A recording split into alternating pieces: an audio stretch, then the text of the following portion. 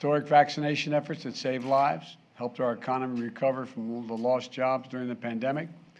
10 million jobs created, a record for any administration at this point in the presidency. 3.5% unemployment, 50-year low, 50-year low. 700,000, nearly 700,000 manufacturing jobs created, with companies investing billions of dollars to build industries of the future here in America. Proving that made in America is no longer just a slogan. We're rebuilding our roads, our bridges, our ports, our airports. We're delivering clean water, high-speed internet to every American. And the price of gas at the pump is coming down. It's down $1.20 since this summer, and just this week, last week, it's fallen another 10 cents. And today we have further proof that we're rebuilding the economy in a responsible way. Today, my administration announced that this year, the deficit fell by $1.4 trillion, the largest one-year drop in American history, $1.4 trillion decline in the deficit. Let me repeat that, the largest ever decline in the federal deficit. Let me be clear. This record deficit reduction includes the cost of my student loan plan and everything else we're paying for. The deficit is down $1.4 trillion this year, even after accounting for 30 years of debt relief paid in advance. You know, this follows last year's drop of $350 billion in the deficit. And because we're making sure the largest corporations pay their fair share, cracking down on billionaire tax cheats and giving Medicare the power to negotiate lower drug prices in the future, just getting underway, which lowers one of the biggest costs that the government and families have to pay. We'll reduce, because of that, the deficit another $250 billion over the next 10 years. You know, we're going from historically strong economic recovery to a steady and stable growth while reducing the deficit. Building an economy where everyone does well, where the poor have a ladder up, the middle class does well, and the wealthy do very well. They're not hurt by it. And this is the economic vision I've had for America and the reason I ran, one of the reasons. Republicans in Congress have a very different vision. Now listen to me closely. Congressional Republicans love to call Democrats big spenders, and they always claim to be for less federal spending. But let's look at the facts. The federal deficit went up every single year in the Trump administration, every single year he was president. It went up before the pandemic. It went up during the pandemic. It went up every single year on his watch, the Republican watch. In fact, in 3 years before COVID hit, the deficit ballooned by another $400 billion. They're the facts. And one big reason for that is Republicans voted for a $2 trillion tax cut, a Trump tax cut, which overwhelmingly benefit the wealthy and the biggest corporations. And that racked up the deficit significantly. On my watch, things have been different. The deficit's come down both years that I've been in office. And I just signed legislation that's going to reduce it even more in the decades to come. Now, Republicans in Congress are doubling down on their commitment to explode the deficit again. Just this week, it's hard to make this stuff up. Just this week, Republican leaders said if they get their way, they're going to extend the Trump tax cuts, which are due to expire in a couple of years. Extend them. They said they'll repeal the corporate minimum tax of just 15% that I just signed into law, 15%. They'd allow the largest and most prosperous corporations in America to go back to paying zero in federal income tax, which 55 of them did in 2020. They said they'll repeal the lower prescription drug cost, and it will take effect next year, these major reductions in drug costs don't really kick in until next year. If Republicans repeal it, it's going to raise costs to millions of seniors, and the cost of the federal government will be billions of dollars. Put it all together, the Republican plan would add about $3 trillion to the deficit. $3 trillion. That's their plan. That's what they did under my predecessor, and that's what they intend to do again. Adding another $3 trillion to the deficit is reckless, it's irresponsible, and it would make inflation worse. For Americans, the deficit could not be clearer. We don't have to take my word for it, what they're for. They've laid out a plan and they laid out very clearly. Congressional Republicans say, and you all know this, their number one priority is to repeal the Inflation Reduction Act. Now here's what that means. If they get their way, the power we just gave Medicare to begin to negotiate lower prescription drugs goes away, gone. If they get their way, the $2,000 cap on prescription drug costs, which takes effect next year, maximum any senior would have to pay no matter what their drug costs are, would be $2,000. Goes away, gone. The $35 a month cap on insulin, which takes effect next year, folks on Medicare, gone. The savings on health care premiums of $800 a year for millions of Americans under the Affordable Care Act, gone. And of course, they're still determined to repeal the Affordable Care Act, which means an end to the protections for tens of millions of people who cannot afford health insurance because they have a pre-existing condition.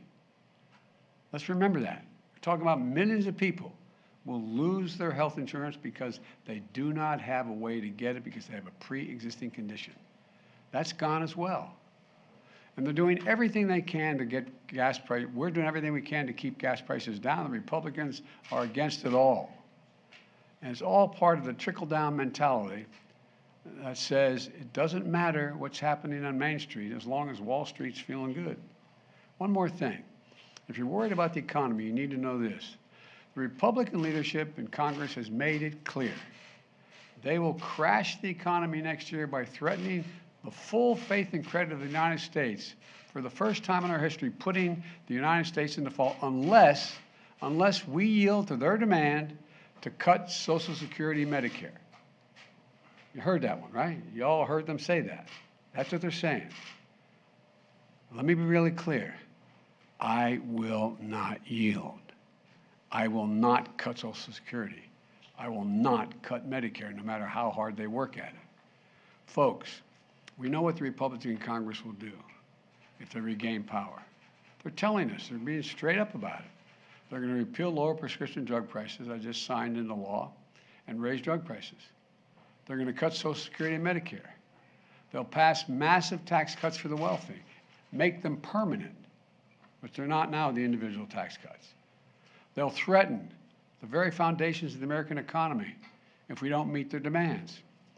And they talk about inflation. Everything they've proposed or are proposing will make inflation worse. Everything they're proposing will make inflation worse. Let me close with this.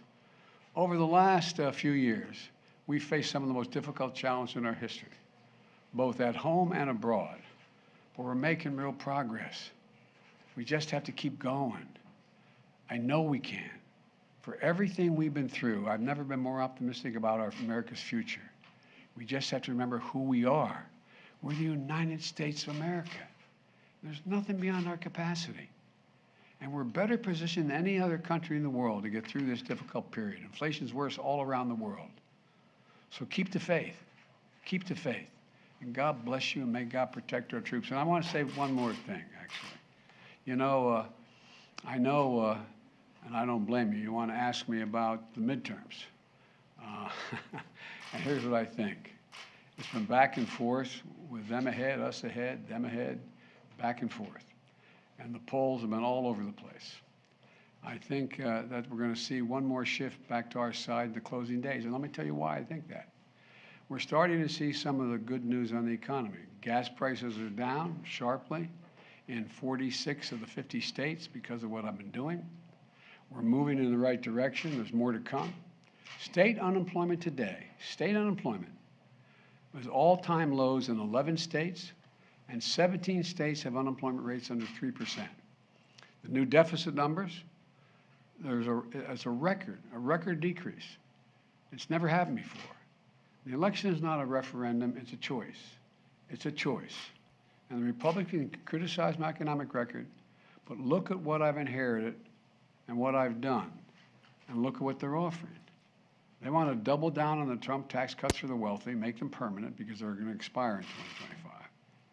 They want to send jobs overseas where big corporations can, in fact, pay lower wages and increase their profits. And these are tax cuts that give most benefits to billionaires and wealthy corporations. And let's get specific.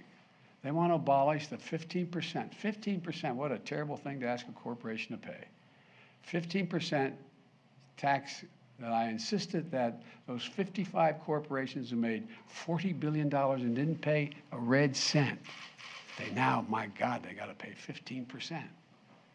If Republicans get their way, the deficit is going to soar, the tax burden is going to fall on the middle class, and Republicans are working really hard. And this is what kind of, I have to admit, every once in a while they surprise me.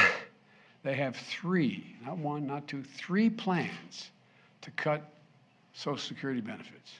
3 plans. And they're not going to stop there. They're going to do big pharma's bidding to repeal my plan to allow Medicare to negotiate prescription drugs prices. We pay the highest in the world. And in doing so, it's going to raise drug prices. And they're going to raise big pharma's profits. They're doing fine, big pharma. They're not hurting at all. And they're going to raise your health insurance premiums. It's mega, MAGA trickle down. Mega, MAGA trickle down. The kind of policies that have failed the country before and will fail it again. And it'll mean more wealth to the very wealthy, higher inflation for the middle class. That's the choice we're facing. That's why I think that we're going to do just fine. Thank you. Mr. President, speaking of on the midterms, debt ceiling. On the debt ceiling, do you support the permanent repeal of the debt ceiling, sir? The permanent repeal of the debt ceiling? What do you Debt mean? limit? Yes. You mean just say we don't have a debt limit? No debt. No. That'd be irresponsible. On Ukraine, Mr. President, speaking of we have midterms. you have the Speaking of means and the midterms, will last to night continue you said- supporting Wait, Ukraine. well, let's get one at a time, okay? Thank you, sir. So you heard the Republicans. You have the means and the will to continue supporting Ukraine. Yes, because if we support Ukraine, we're supporting all of Europe. We're supporting NATO. Do you think that Mr. Putin decides he's just going to deal with Ukraine and that's the end of it? No, I don't understand the threat that they're saying they may have to stop funding the Ukrainians in their war against this brutal dictator. Yes, last one. On the midterm, sir, last night you said you need 53, not 51 votes to pass your agenda. I'm just Were you getting referring- greedy. What did you mean by that? Were you referring to Manchin and Sinema? No, I just think the more we have, the more certain. 51 just gives me one more. I'd like to have 3 more. It'd make it a lot easier. Thank you very much. Thank you very much, President. Thank you very much. Thank you. Thanks. Come on in, guys.